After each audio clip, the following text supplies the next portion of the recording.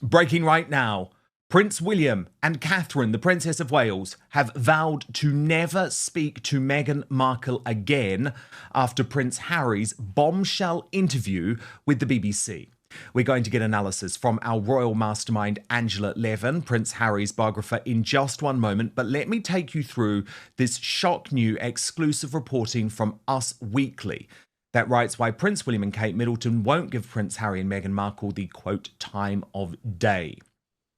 They report, the royal family feels hurt and betrayed after Prince Harry spoke about their family drama earlier this month, but Prince William had the strongest reaction, a source tells Us Weekly exclusively. William is more hurt than anything else, the insider said, referring to Harry's bombshell BBC interview from May the 2nd, noting that William and his wife are not giving Harry and Meghan the time of day. William and Kate are keeping their conversations about Harry and Meghan to a minimum for a, quote, less stressful environment. The Prince of Wales is focused on supporting his wife as she recovers from her ongoing health battle. The source said, no one on the staff can mention Meghan's name to Kate right now. Her name is basically banned because of the stress around it, and she doesn't want it anymore. The source added, alleging that Kate will never see Meghan again, even if the royal family reconciles with Harry. While William and Kate can, quote, forgive Harry because he's family, they don't want to see Meghan again, the source added. The first step is to stop talking to the public about private matters, the insider shared. They don't see a path forward until Harry can stay quiet. So, Angela Levin, I found this reporting from Us Weekly fascinating, especially because they have absolutely been on the Harry and Meghan bandwagon in recent months, and Harry and Meghan will be horrified by this.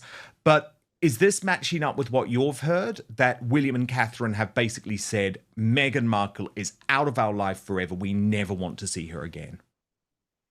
Well, what I feel has been going on is that they've decided not to think about them, not to speak about them, because they've got to get on with their lives. The thing is, it can eat you up if you get really upset or angry, and you can't really do anything about it. They can't, as royals, actually make a huge fuss and shout and say, you're lying about this, you're lying about that.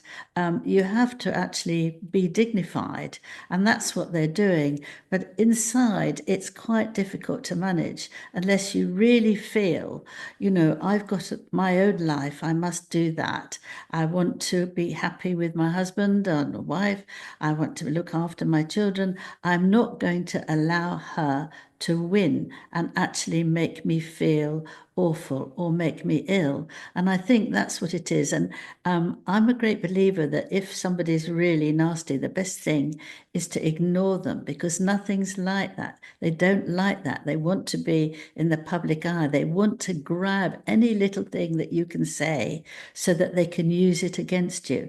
But if you do nothing, you don't contact them, you don't answer, you don't do anything, actually it's deeply frustrating. And that's exactly what happens. I know. So I think that's a very important way of doing it. It's not exactly what you said, but it is the fact that you actually have to look after yourself, and you don't give the person you're so furious with the chance to know what your reaction is. They can't. And I can tell you it is extremely annoying. So that's why I go on and on and on. She's going on and on. Harry's going on to think that it will hurt them more and more. But if you don't read what they've said, if you really cut it off altogether, then actually it's like a Meghan, isn't it? A Meghan with her father, she cuts it off, so that's it. So actually what she's getting is what they're doing to her. Cut you off, that's it, mate, be quiet, don't come to me, we don't want to see you. So actually that's ironic, isn't it?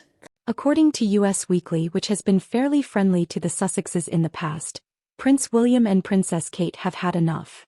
Sources say Meghan Markle is officially banned from their lives, even if Harry somehow reconciles with the royal family. And what pushed them over the edge? Harry's ridiculous BBC interview earlier this month. He aired the family's drama on global television, again, and William saw it for what it was, a betrayal. what she's done to her father and many people that she doesn't like anymore, they're actually doing to her in a more dignified way. And she probably doesn't like it. Yeah, I mean, indeed. William, though, Angela, I think what is unquestionable is that William is certainly upping the rhetoric behind the scenes, putting this pressure on Charles, and also making it clear that he's had enough. I mean, this reporting last week that he's going to make her pay. Now, that makes it sound, by the way, as if William is being vindictive, but he's not being vindictive at all, Angela. What he's trying to do, and I back him for this, is protect the royal family.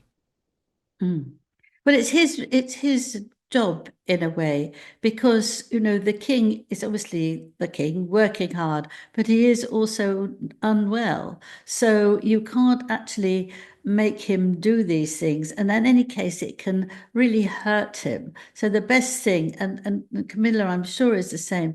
Don't discuss it really unless you have to, and then cut it out.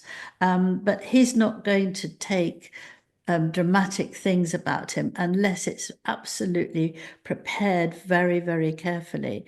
And William, I think, because he's a brother, you can smash your brother up much more than a father can smash up his son. And he knows he's got a lot of responsibility now. And he knows what Harry was like when they were together. I mean, Harry would say to me that the two of them are so close. They can say anything, they can be anything.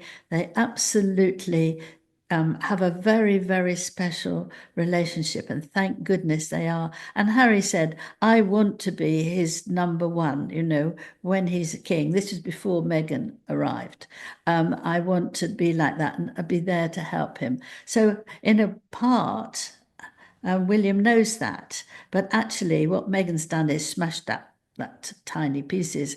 And so William is absolutely furious with him, and he won't have anything to do with it. Do you remember when, after the Oprah Winfrey talk, that William was going on an engagement, and a journalist shouted out to him, "Is the royal family racist?"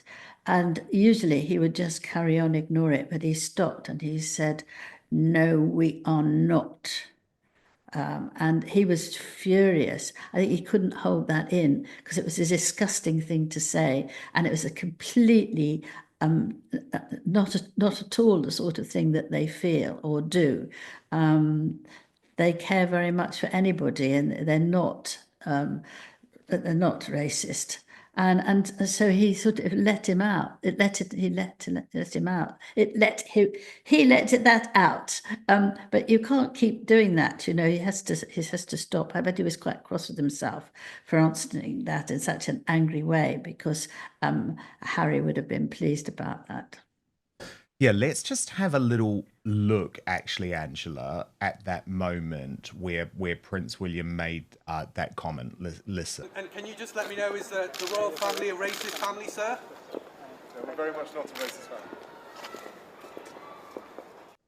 And Angela, that's unbridled rage, isn't it? Absolute Yes. unbridled rage, which you can't blame him for. And also, I wanted to show you this other video, Angela, which is from the Daily Mail's royal show Palace Confidential, and it is Rebecca English, the paper's royal editor, explaining, and I think quite a lot of detail, actually, which is good detail. I mean, it's certainly what I've always reported, which is that Harry was warned in detail before the Sandringham summit. There is a consequence, and the consequence for you leaving in this manner is going to be you lose your security. But Can I just say yes, one please. thing? Can I just say one thing? She's a marvelous journalist, and she's terrific, and she's always very, very careful about what she says about each person there. She knows that she doesn't want to say too much, and yet she wants to say something. So this one, which she opens up a bit, is with the royal family's not just agreement, but she knows from what's been going on that she can do this and be very critical. So it's absolutely important to listen to what she's doing. Yeah, well, she's been on the beat a long time, hasn't she? There she is with Camilla. And look, Yes. she even I mean, this is her at the polo with Prince Harry, and she'd been to Africa with him and things. So I think, no, that is worth saying. And that's one of the reasons I wanted to play this, actually, Angela, because she is deeply sourced within the palaces. You know, what she reports tends to be what the palaces want public. So I'd argue it's not always the truth, but it very much is what the palace is putting out there. However, when it comes to the security, she's absolutely spot on. That's brutal. They don't even say her name around Kate anymore. Meghan has officially become Voldemort in Kensington Palace. Angela Levin, Harry's biographer, hits back with a poetic truth. Meghan is getting exactly what she gave. She ghosted her own family, threw her dad under the bus, and now the royal family is giving her the same cold shoulder, but with class. He wanted to control the narrative. Now she's not even part of the story. Angela, didn't she explain that so well? And Yes. it does show just how ludicrous his position is. He did cry wolf, and it's so unfair on Charles. Why should he keep paying personally once they're making tens of millions of dollars from Netflix? Pay for it yourself. I think he gave about £3 million to Harry Wow. to help him settle. But actually, it wasn't what they thought was enough. Meghan didn't. I think this is Meghan writ large, actually. And it's because when she was in Australia, she was very angry that they weren't paid for their visit and for the places that they went. She thought it was outrageous that they weren't. And I think that's the same as this. If they're going away, he's got a load of money. He's got a king. He's a king. He must give them masses of money that they want. He's still a prince, and they want loads of money because they want to do whatever they want to do. And that's that attitude that goes through everything about getting money out of the royal family. And you can't do that. He wanted to go away. They asked him to stay, actually, and not rush away, so they can organize something very neatly. And they could both put up a notice saying they both understand each other and we wish him luck and all that sort of thing. But Meghan wouldn't wait. She was screaming and shouting, and she had to go now. And so they went off, and then Harry does this speech in the plane saying he's free. Well, you're free, good, hooray, you can do what you like. Nobody wants to take you, keep you. Have a nice time. But the way you've gone without actually letting them know when you're going, putting it up on social media, was an appalling behavior. Absolutely. It very much was. Angela, speaking of appalling behaviour, I remember reporting at the time just how badly Meghan Markle had acted during her guest edit of Vogue magazine. Do you remember that? It was when she put together the cover of all of the most, well, the people she claimed were the most inspirational women in the world. Oh, she just happened to leave off Queen Elizabeth II, Angela. I mean, who gave a damn about her, but she'll put Jacinda Ardern on. I mean, it really was so revolting, the whole thing. Now, behind the scenes, Angela, she was a nightmare. She was an absolute nightmare behind the scenes. But Edward Enninful, the editor, was so determined to maintain this friendship with Meghan Markle that he just forced his staff to put up with her absolute diva strops. Well, this week, Angela, we learn not anymore, because Edward Enninful has now been Markled too, and there's been a big falling out between the pair. What do you make of it? Yes. Well, that's very interesting, actually. I was up in Scotland with the King when he was there as well. And he very, very much appreciated the King. He sat next to him at dinner. I was a bit down the line. And he was trying to help with all the things that he wanted to, his charity. He was absolutely pro the King. So when Meghan actually behaves very badly, initially he thought that, the King would like this, it would be very worthwhile. But actually it was just incredible, me, wasn't it? She wanted to have a front page and lots of pages inside about her and Harry's work with all sorts of people, how good they were and how they looked after people. But it wasn't strong enough. And so he didn't want to do that. And the rest of his staff didn't want to do it either. And so she got absolutely hysterical. But we can hear when she's got absolutely hysterical over everything she's done. She screams, she shouts. We've heard so much about it, but she can switch very quickly. But he decided that he had to put on something that was worth it with Vogue. You know, his editor for 6 years, he didn't just do it for, 1 year and then was off. He did it for 6 years. And he thought that they both thought in the same way. Well, that's Meghan pretending, isn't it? And they both love mint tea. And that, she's probably doing that to make him feel good. I mean, I know one knows people who copy someone else and they suddenly think, oh, isn't that lovely? A bit like her wearing Diana's perfume, that she got it, but she knew that he would smell it and know what was going on and said, oh my goodness, isn't that amazing? So this is the same thing. Oh, do you like mint tea? My goodness. And he just, in the end, cut her off. So she was furious because Vogue is very important. Now let's be clear. They're not talking about revenge. William isn't getting petty. He's getting protective. His father is ill, his wife is recovering, and he's done letting Meghan and Harry throw grenades from California. William has a job to do: protect the institution and his family. And if that means shutting the door on Meghan forever, so be it. This one's a blast from the past. Turns out Meghan threw a royal tantrum behind the scenes at Vogue.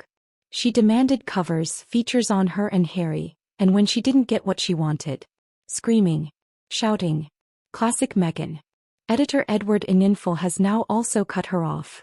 That's another bridge burned. Another high-profile ally gone. And it's the same pattern: love bombing, demand center stage, and ghosting when it doesn't go her way. Rebecca English dropped a bomb. Harry knew he'd lose taxpayer-funded security when he left the UK. He agreed to it. But then he sued anyway, and played the victim for the cameras. This wasn't about safety. It was about control. Harry cried wolf. And even his own father had to pay for his private security. That's not betrayal. That's straight-up manipulation. It didn't let her get her way, and they've never spoken since. And she won't speak to him just as much. He won't speak to her. But it's I know, fascinating and they to just find that had out. such an awful, fake relationship. Oh, just awful, Angela.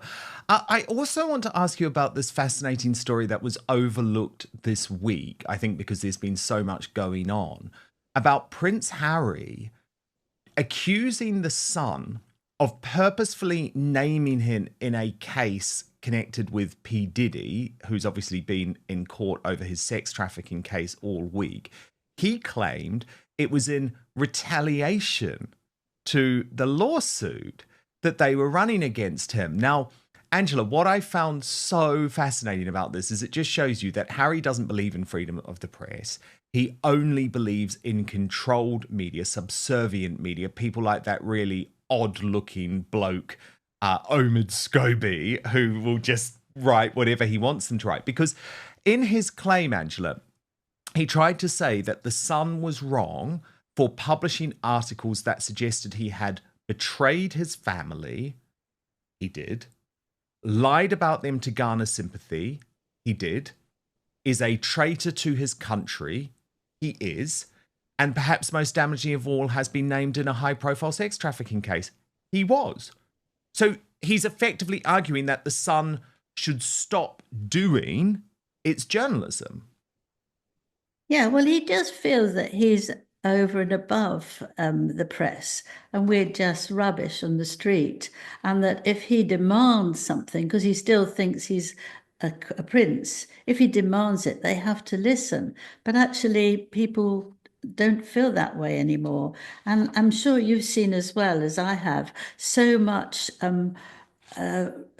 papers being more open about the things that Meghan has done, about what he's done. They kept quiet about a lot of things and respected both of them. But now things are happening all the time, and people are no longer quite so scared. Like the mayor was very nervous about taking things out, mentioning things about them. And the son is very brave at doing that, but they know, they check, they don't risk things, and they come up with things which are, probably true, and they don't want to know about what he feels. I think that's how he's pushed himself to a corner, and just as has Meghan, an appalling BBC interview where he asked to see his father and then immediately afterwards criticizes him and tells him what he has to do as the monarch. It was so disgusting, and he feels he is still powerful, but if Meghan's there, he's as weak as can be. So it's very interesting, and I think he tries to be strong because Meghan would like him to do that for anybody else who she doesn't want to. And we've seen them when they go away, they take somebody who is a magazine writer. And as we both know, that's a magazine writer, not actually a journalist, where they can compliment them or not. And journalism is very complicated, isn't it? And if you're in a magazine, you're just talking about things jolly, what the furniture's like, how nice everything is. If you're a journalist, you say, he was very rude, or he stood on this person's foot and wouldn't say sorry. You give all sorts of information, and he's that's why they do that. The newspapers can only be filled with what they say. They're still in charge, but they're not. And I hope that it continues like that, because they think they're very grandiose, not that Harry does when he's with Meghan, but they do think they are separately, and they're not. Let's talk about freedom of the press. Harry and Meghan love interviews, as long as they're flattering. But the moment real journalism enters the room, they want it censored. Harry is now suing the Sun for connecting him to the Diddy case and calling him a traitor. The catch: he did betray his family. He did lie. And the press is doing its job.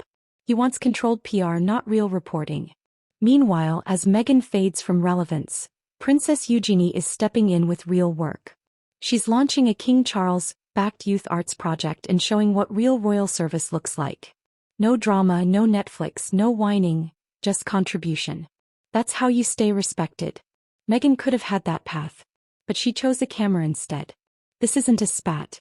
This is final.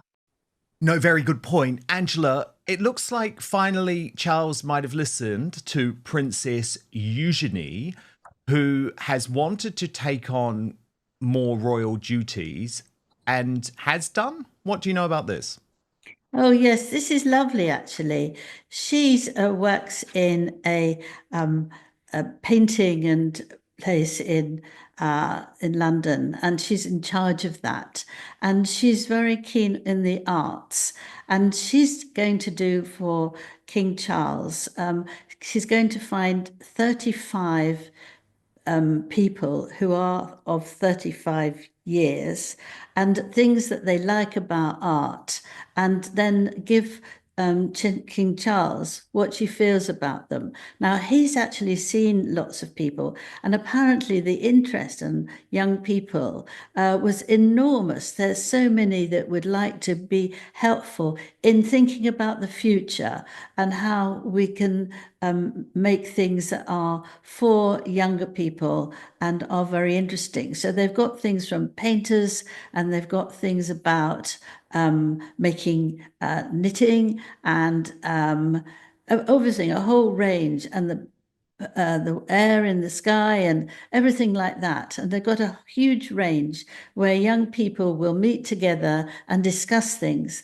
Now, ironically, this was something that Harry really wanted to do some time ago. He told me about this. He felt that you have to have young people who keep things going. And I feel that it's very important that you do listen to their voices. It's not when you get older that you still have a sort of groggy interest in things. You have to see where young people are going and listen to them. And then he said at the end of that, when people are like that, they won't want me anymore, which was not done in a ghastly way, but just a sort of way that would work. And the king, I don't know whether he's taken this from Harry long ago or whether he's made it himself, but I think it's a very good idea to do, that you hear what young people want to say. And I think William's done this, hasn't he, about how the earth is and how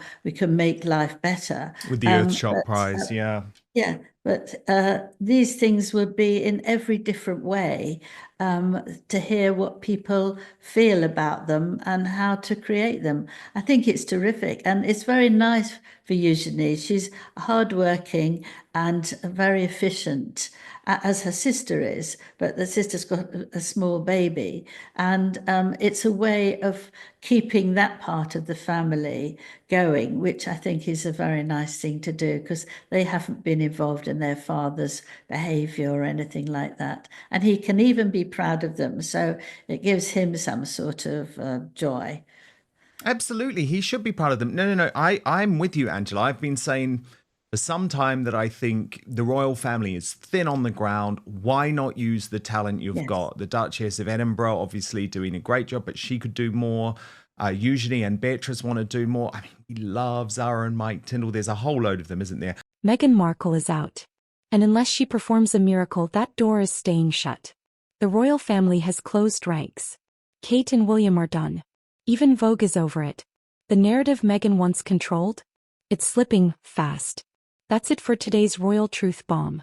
If you're glad the palace is finally pushing back, hit that like button, subscribe, and tell me in the comments.